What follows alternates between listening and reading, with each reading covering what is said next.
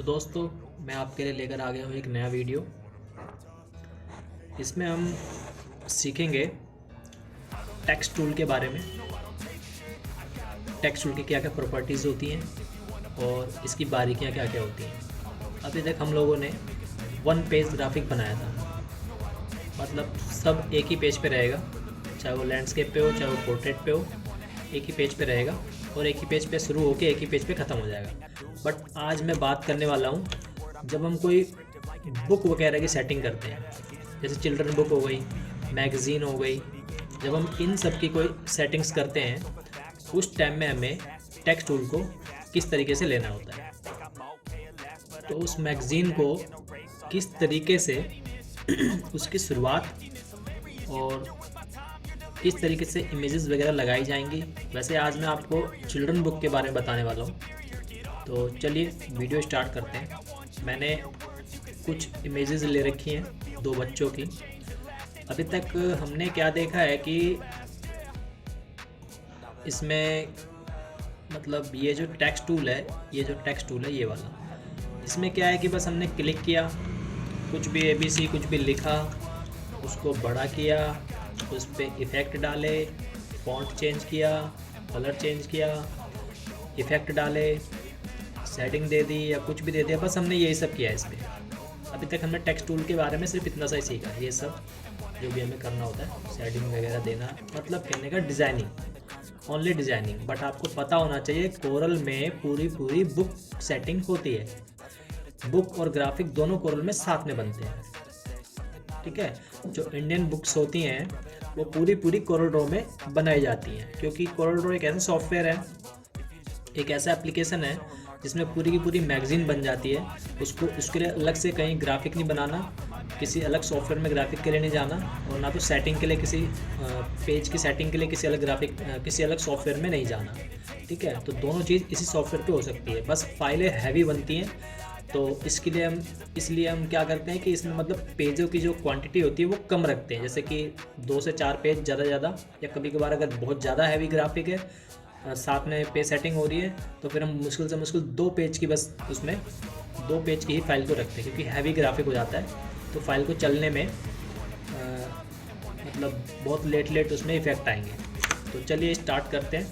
अभी तक मैंने आपको बताया कि हमने जैसे ये लिया टेक्स्ट टूल से, और ये हमने कुछ भी कारीगरी करी, छोटा बड़ा ये सब किया, हमने रख दिया। बट आपको पता होना चाहिए कि टेक्स्ट टूल सिर्फ ऐसे ही यूज़ नहीं होता, बस ऐसे लिखने पे यूज़ नहीं होता, इसके अलावा भी इसके यूज़ है। जैसे कि मान लो ये मैंने टेक्स्ट टूल लिया, मैं इसे अगर ड्रैग करता हूँ, ठीक है, तो इसके अंदर जो भी मैटर आएगा, और मैं Ctrl+T करके इसकी प्रॉपर्टी खोलता हूँ, ये आपको राइट साइड में प्रॉपर्टी दिख रही होगी इसकी, यहाँ पे देखिए कितनी सारी प्रॉपर्टी है, ठीक है। इनके सबके यूज़ होते हैं। बट हमने बस खाली, जब भी मैंने ग्राफिक, आपने बहुत सारे यूट्यूब चैनल देखे होंगे, वहाँ पे ओनली क्या होता है, कोई ग्राफिक बना दिया जाता है, कोई लोगो ट्रेस कर दिया जाता है, हो गया Corel Draw. But Corel Draw बहुत एडवांस तक है। चलिए, तो मैं थोड़ा सा मैटर ले लेता हूँ। मैटर के लिए मैं जाऊँगा MS वर्ड में, ये मैंने कुछ कॉपी करके रखा हुआ है, तो वैसे मैं कॉपी करता हूँ और इसको यहाँ पे लाके पेस्ट कर देता हूँ। Discard font and formatting. Discard font and formatting से मतलब है कि वो जो फॉर्मेटिंग यहाँ पे हो रखी है, जो भी यहाँ पे फॉन्ट है, साइज है, या कुछ बोल्ड है, टैलिक है, वो कोई फॉर्मेटिंग ना आए, सिंपल मुझे यहाँ पे सिर्फ फॉन्ट मिल जाए, ठीक है। ये देखिए यहाँ पे क्या फॉन्ट था, कैलिबरी का फॉन्ट था 11 का, और यहाँ पे क्या आया, 12 का फॉन्ट आया, एरियल का आया। तो मुझे जो मेरा डिफ़ॉल्ट मैंने कोरल ड्रॉ में सेट कर रखा है, उस फॉर्मेट पे मुझे ये टेक्स्ट मिल जाएगा अगर मैं उस सेटिंग से आता हूँ, डिस्कार्ड फॉर्मेटिंग करता हूँ। तो अब मैं इसे थोड़ा सा मैटर और बढ़ा लेता हूँ, यहाँ पे इसे कॉपी पेस्ट कर लेता हूँ मैं, पेस्ट, और नीचे जाके और पेस्ट कर लेता हूँ। अब नीचे ध्यान से देखिए, यहाँ पे देखिए पेस्ट हो गया, यहाँ पे देखिए ये कुछ बन गया है। इसका मतलब मैं आपको बाद में समझाऊंगा, ठीक है। तो आते हैं हम, ये मैंने एक पेज ले लिया, मैं इसको थोड़ा सेव कर लेता हूँ डेस्कटॉप पे। ये मैंने सेव कर लिया फाइल। अब देखिए ये जो हमारा पेज लेआउट है, हम इसे लेंगे A4 का, अभी समझाने के लिए। उसके बाद ये जो मेरा टेक्स्ट का एरिया है ये A4 से बहुत ज़्यादा बड़ा है, तो यहाँ पे छोटा सा कैलकुलेशन होगा कि A4 पेज का साइज क्या है इस टाइम 8.268 इंचज़ और जो हाइट है वो है 11.693 इंचज़। तो मैं यहाँ पे कैलकुलेटर खोलता हूँ और मैं पहले हाइट को पहले विड्थ को कॉपी करता हूँ, कॉपी, और कैलकुलेटर में ले आके मैं पेस्ट करता हूँ। और मुझे सारे के सारे जो यहाँ से जो मार्जिन रखने हैं वो 1-1 इंच के गैप पे रखने हैं, ठीक है। तो मैं इसमें से माइनस करूँगा कितना, और 0.5 के गैप पे रखने, तो मैं माइनस करूँगा इसमें से 1। मेरे पास अमाउंट है 7.268, इसे किया मैंने कॉपी और इस पर क्लिक किया अपने टेक्स्ट, तो मैंने टेक्स्ट ड्राइंग करी है यहाँ पे भी, टेक्स्ट टूल ड्रैग किया था, इस पर कॉपी करूँगा और इसकी विड्थ में ले आके मैं इसको पेस्ट कर दूँगा और एंटर मार दूँगा, ठीक है। ऐसे फिर बाहर क्लिक करूँगा, इसको कॉपी करूँगा पेज की हाइट को, वापस जाऊँगा कॉपी करने के बाद इसमें कैलकुलेटर में और पेस्ट कर दूँगा और फिर माइनस में 1 कर दूँगा, क्योंकि मुझे मार्जिन क्या चाहिए 0.5 का हर तरफ से चारों साइड से मार्जिन चाहिए। उसके बाद फिर से मैं टेक्स्ट टूल को मूव टूल से सिलेक्ट करूँगा पिकर से और वापस यहाँ पे लेके इसकी विड्थ को और हाइट को पेस्ट कर दूँगा और वापस फिर मैं करूँगा P से प्रेस P, पेज का सेंटर। अभी क्या हुआ था, शायद मैंने माइनस नहीं किया था। वापस चलते हैं, यहाँ पे ये कॉपी करना है मुझे, तो यहाँ पे सिंपल मैं क्लिक करके कॉपी करूँगा और फिर इस पे आने के बाद यहाँ पे लाके इसको पेस्ट करूँगा ये। अब देखिए मैंने प्रेस किया P, ये मेरा पेज के सेंटर में इस टाइम। कुछ देख लेता हूँ कहीं और तो कुछ नहीं है, ठीक है। अब मैं इसको जूम करता हूँ। अब देखिए दोस्तों यहाँ पे क्या हुआ है, यहाँ पे हुआ ये है कि मैंने 1-1 इंच का इनको पेज के हाइट और विड्थ में से 1-1 इंच घटाया है। तो क्या हुआ यहाँ से, ये देखिए ये 0.5 इंच होगा, मैं आपको नाप के दिखा देता हूँ। यहाँ मैंने एक रेक्टेंगल लिया और यहाँ से यहाँ तक मैंने ड्रॉ किया। यहाँ पे देखिए इसकी हाइट 0.5, मैं वैसे भी कर देता हूँ 0.5, ये देखिए ये चारों साइड से इतना ही है। फिर वापस आता हूँ यहाँ पे, इसको मैं घुमा लेता हूँ, देखिए लमसम 0.5 है ये, ठीक है। ऐसे सेम नीचे और ऊपर है। जब हम पेज सेटिंग करते हैं तो हमें कुछ इसी तरीके का मार्जिन चाहिए होता है। चलिए तो मार्जिन के ऊपर बात हो गई है, अब आते हैं कुछ टेक्स्ट टूल के कुछ अंदर के पॉइंट्स के बारे में। अभी क्या है यहाँ पे जो सामने में दिखाई दे रहा है ये है कि जो अलाइनमेंट इसकी है इस टाइम, ये देखिए लेफ्ट अलाइनमेंट है और यहाँ पे देखिए सब टच नहीं हो रहा, सब छोड़ रहा है। तो जब हम फॉर्मेटिंग करते हैं सबसे पहला हमारा अलाइनमेंट होना चाहिए फुल जस्टिफाई। यहाँ पे देखिए ऊपर मैंने इस पर डबल क्लिक किया, कंट्रोल A के साथ मैटर को सारा सेलेक्ट किया और यहाँ पे जाके ये देखिए फुल जस्टिफाई, कंट्रोल J इसकी कमांड है, ये मैंने क्लिक कर दिया, सारा जस्टिफाई हो गया। जस्टिफाई से मतलब है फुल जस्टिफाई से कि जहाँ तक लाइनें हैं वो सारी की सारी लाइनें राइट और लेफ्ट दोनों जगह टच होगी और जिस लाइन में मैटर कम है वो उसी तरीके से लेफ्ट अलाइनमेंट के थ्रू चलेगा। तो ये हमारा सबसे अच्छा है। उसके नीचे भी एक और है फोर्स जस्टिफाई। फोर्स जस्टिफाई का मतलब है लास्ट वाली लाइन को भी वो बिल्कुल जस्टिफाई कर देगा, उसके बीच के स्पेस को बढ़ा के। तो वो हमारे लिए बेटर नहीं है क्योंकि बुक ऐसे नहीं छपती है। बुक की लाइन जब ख़त्म होती है तो वो ऐसे ख़त्म होती है, ठीक है।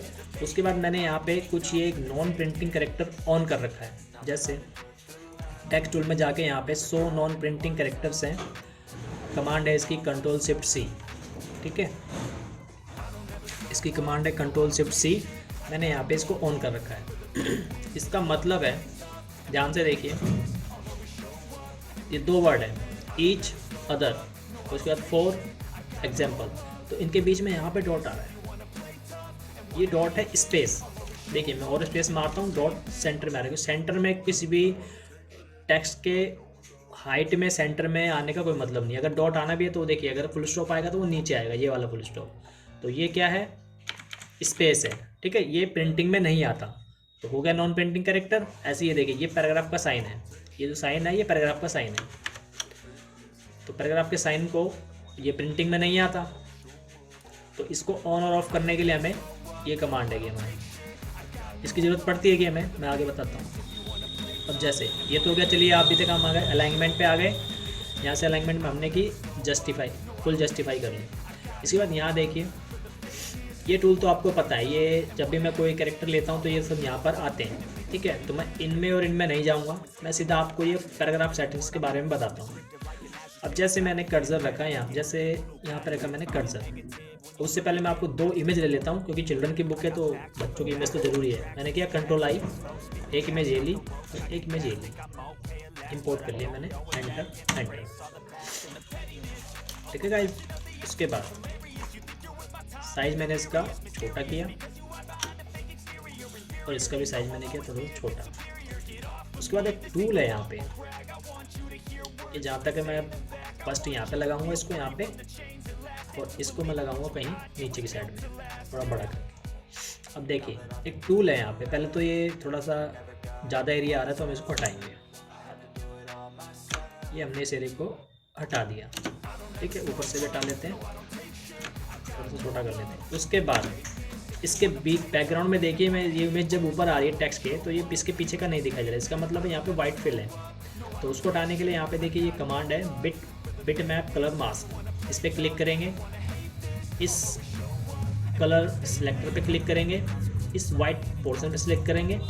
उसके बाद यहाँ पे क्लिक होना चाहिए हाइड कलर पे, और हम इसे कुछ % बढ़ा के अप्लाई कर देंगे। अब देखिए ये बीच आर पार दिखाई दे रहा है। ठीक है, ऐसे ही पोजीशन में हम इसको भी कर लेते हैं अप्लाई, ओनली अप्लाई, क्योंकि उसने वाइट पहले सेलेक्ट कर लिया। थोड़ा सा कम कर लेंगे क्योंकि इसके बीच के बालों के बीच में भी वाइट है, हल्का सा कम कर लेंगे, इतने से ये काफ़ी है। ठीक है, ये हमारा सेट है। अब हम इसको हटा लेते हैं।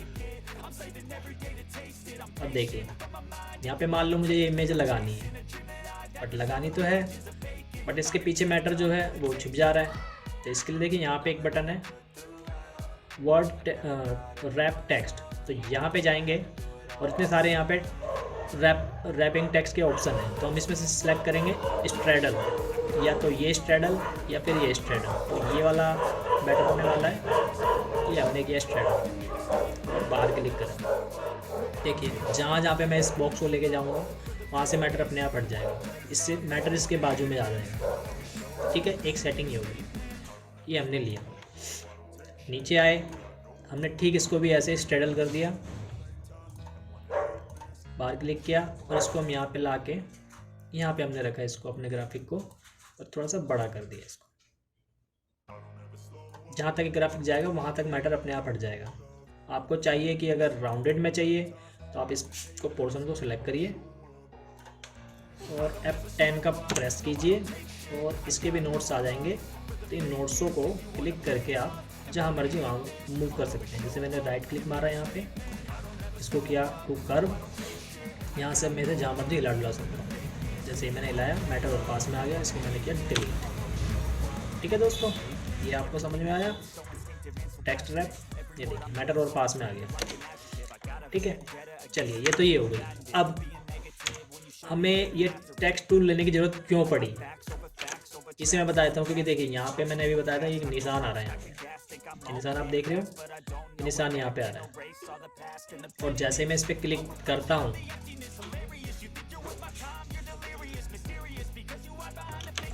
निशान आ रहा है यहाँ पे।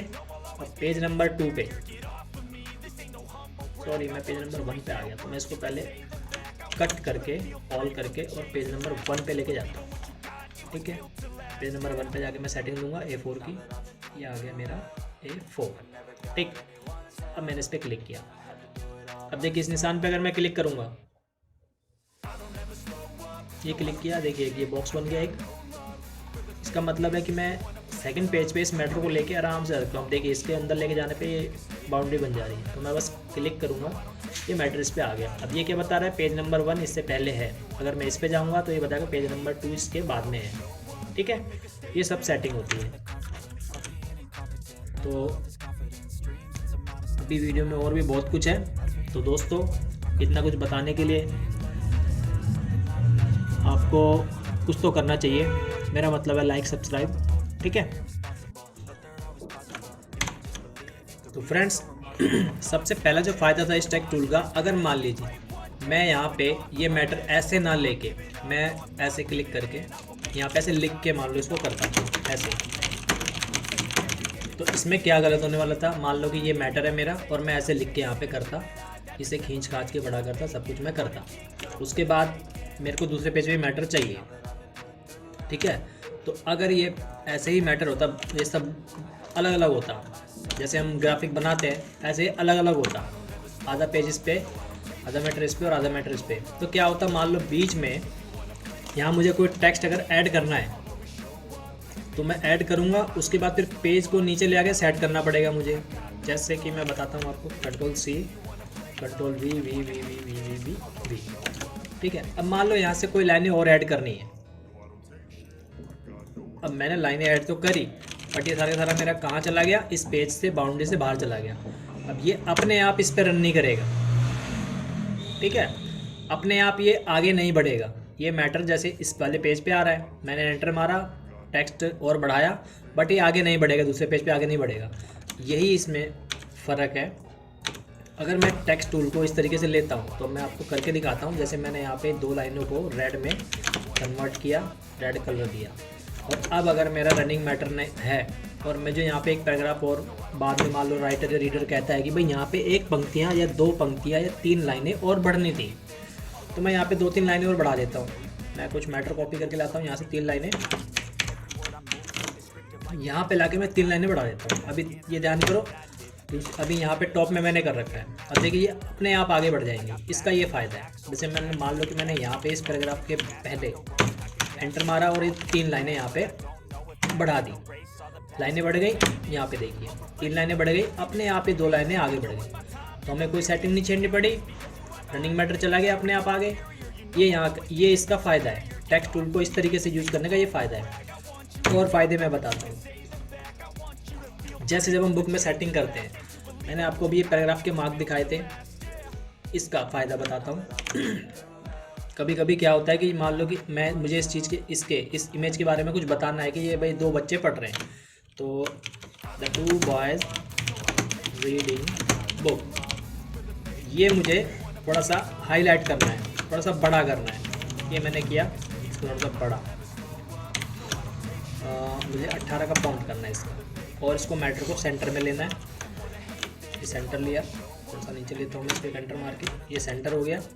इसके बाद यहाँ पे मैंने बड़ा कर दिया। अब इसके बाद मुझे मान लो गैप देना है, तो नॉर्मल क्या करते हैं लोग, यहाँ से एंटर मार के गैप देते हैं, ठीक है, जबकि वो तरीका है क्या, गलत। ऐसे एंटर मार के गैप नहीं दिया जाता। आपको गैप देना है तो आपको गैप देने के लिए यहाँ पे देखिए 2 सेटिंग्स हैं। यहाँ पे नीचे, यहाँ मैं माउस को लेके जाता हूँ, यहाँ पे लिखा लेफ्ट इंडेंट, यहाँ पे राइट इंडेंट। ये तो हो गया हमारे इसके लिए, लेफ्ट इंडेंट यहाँ से और राइट इंडेंट यहाँ से। हम नीचे आते हैं, यहाँ पे देखिए ये कैरेक्टर स्पेस है, हमें ये भी नहीं चाहिए, हमें चाहिए ये बिफोर पैराग्राफ स्पेसिंग। अगर मैं कर्सर को यहाँ पे रखता हूँ, ये एक पैराग्राफ है, देखिए यहाँ से यहाँ तक ये पैराग्राफ बन गया, क्योंकि ये यहाँ पे एंटर लगा हुआ है, ये साइन जो आ रहा है, ये हमें देखने के लिए ही इसको ऑन करना पड़ता है। ये मैंने आपको पहले जो बताया था, उस टाइम पे नहीं बताया, बट अब बता रहा हूँ। इसको अगर हम ऑन करेंगे तो हमें पता लगेगा कि हमारा पैराग्राफ कहाँ पे ख़त्म हो रहा है। तो इसको मैं Ctrl+Shift+C से ऑन कर लेता हूँ। अब यहाँ पे अगर मुझे इसके नीचे स्पेस चाहिए तो मैं एंटर नहीं मारूंगा, एंटर मारना गलत होता है। सेटिंग जब किसी भी बुक की करते हैं तो एंटर मारना गलत होता है, बेफालतू में एंटर नहीं मारने चाहिए। उसके लिए हमें स्पेस देना पड़ेगा। जैसे बुक के नीचे एंटर चाहिए तो यहाँ पे हमने जाके किया, ये है हमारा बिफोर है। तो अगर मैंने कर्सर यहाँ पे रखा तो मैं आफ्टर वाली स्पेसिंग दूंगा। यहाँ पे मैंने कहा 20,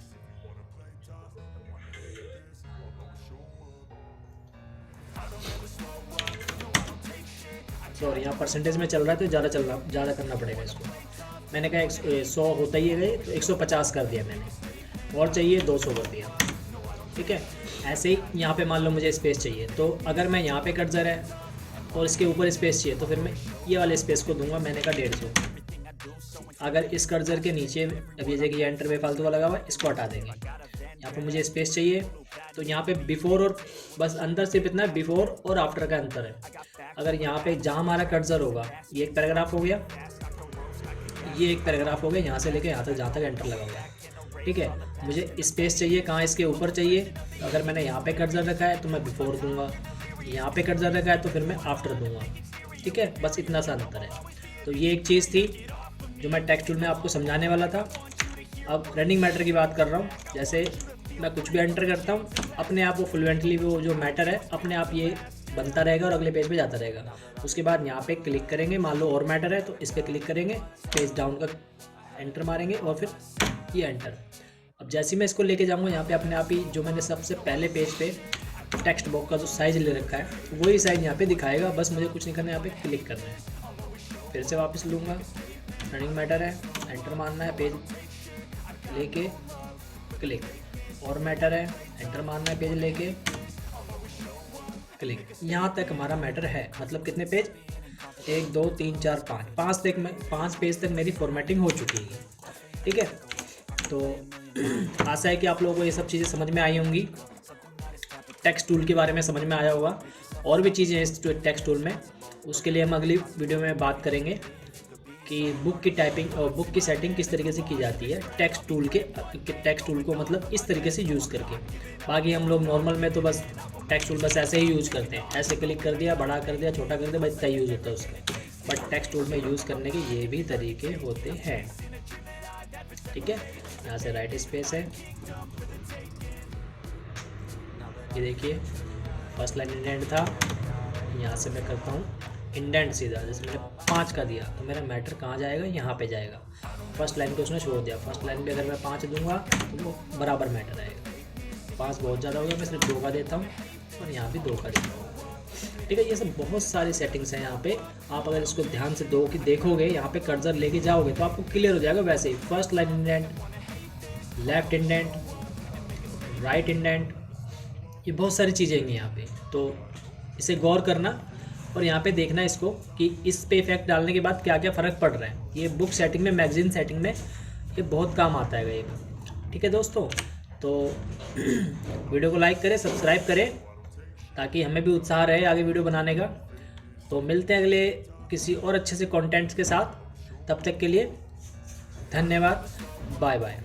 I don't ever slow up, no I don't take shit. I got no love for the fakeness. If you wanna play tough and wanna hate this, I'll always show up. I don't ever slow up, no I don't take shit. I got no love for the fakeness. If you wanna play tough and wanna hate this, I'll always show up and make a statement. I don't ever slow up, no I don't take shit.